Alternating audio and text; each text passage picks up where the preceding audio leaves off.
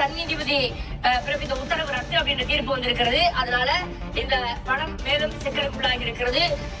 சான்று வழங்க தனி நீதிபதி உத்தரவு பிறப்பித்தால் அந்த உத்தரவு ரத்து அப்படின்றது பார்க்கிறோம்.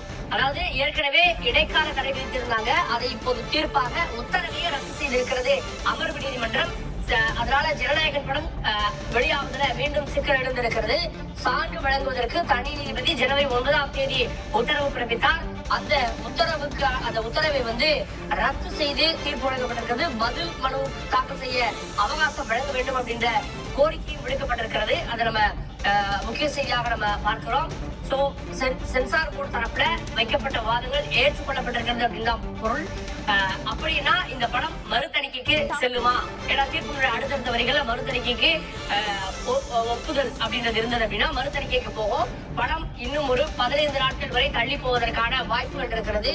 சான்று வழங்க தனி நீதிபதி ஒரு உத்தரவை ஜனவரி 1ஆம் தேதி பிறப்பித்திருந்தார். அந்த உத்தரவு ரத்து செய்யப்பட்டிருக்கிறது.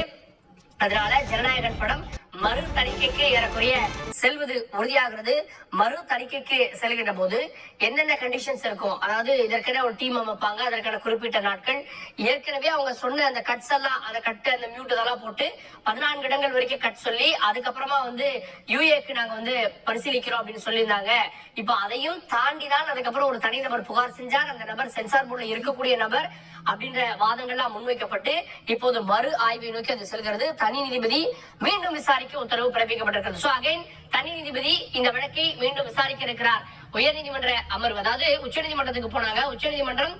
உயர்நீதிமன்ற அமர்வு விசாரிக்கணும்னு சொன்னாங்க. உயர்நீதிமன்ற அமர்வு, அதாவது இந்த வழக்குல இடைக்கால தடை விதித்த உயர்நீதிமன்ற அமர்வு இந்த வழக்கை விசாரித்து தனி நீதிபதியுடைய உத்தரவை ரத்து செய்து மீண்டும் இந்த வழக்கை தனி நீதிபதி விசாரிக்க வேண்டும் என்று மீண்டும் இந்த வழக்கை அவருக்கு அனுப்பி இருக்கிறது. சோ அதே நீதிபதி விசாரிப்பாரா, வேறு நீதிபதி விசாரிப்பாரா? என்ன ஏற்கனவே அவர் தீர்ப்பு கொடுத்துட்டாரு அப்படின்றப்போ வேறு ஒரு தனி நீதிபதி விசாரிக்க வாய்ப்பு இருக்கிறதா அப்படின்ற கேள்விகளும் ஏற்பட்டிருக்கிறது.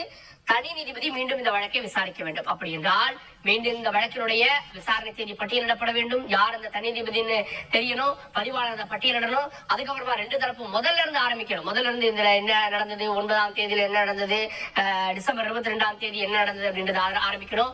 2 தரப்பும் மாறி மாறி வாதங்களை முன்வைக்கணும். அப்புறம் தனி நீதிபதி இந்த படத்திற்கான தீர்ப்பை வழங்குவார். அப்புறம் இருந்ததுன்னா திரும்ப உயர் நீதிமன்ற அமர்வுக்கு வருவாங்க, உச்ச நீதிமன்றம் போவாங்க. மீண்டும் ஒரு இடியாப்ப சிக்கலை நோக்கி இந்த படம் செல்கிறதா அப்படின்ற கேள்விகள் எழுந்திருக்கிறது. தீர்ப்பு